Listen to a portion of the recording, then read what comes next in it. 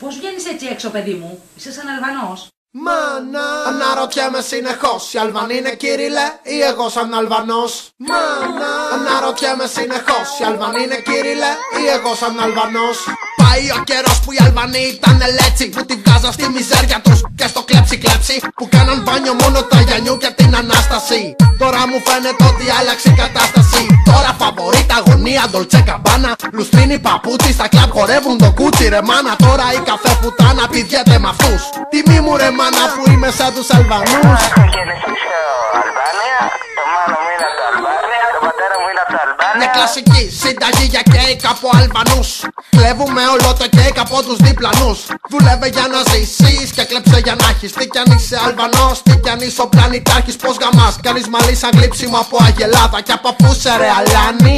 Από του Ελλάδα. Απ' την Ελλάδα λέγεται, πόπο ηρωνία. Δεν έχω προφορά, ήμουν ακρόνια στα Ιταλία. Έχω γεννηθεί Αλβάνια, το μάνο μου είναι από τα Αλβάνια, το πατέρα μου είναι από τα Αλβάνια. Τώρα τους Αλβανούς δεν μπορείς να τους κρίνεις. Και Αλβανός χωρίς χέρια ίσον άνθρωπος εμπιστοσύνης. Σε όλες τις δουλειές θα βρεις την άγρια φυλή.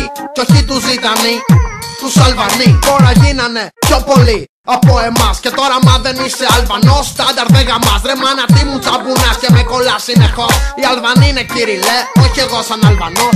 Γεια σας.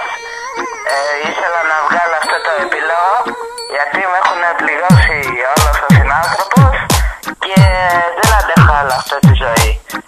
Εγώ έχω γεννηθεί σε Αλβάνια, το μάνο μου είναι από τα Αλβάνια, το πατέρα μου είναι από τα Αλβάνια, αλλά εγώ είμαι Ελλάδα όμως. Εγώ είμαι Ελλάδα.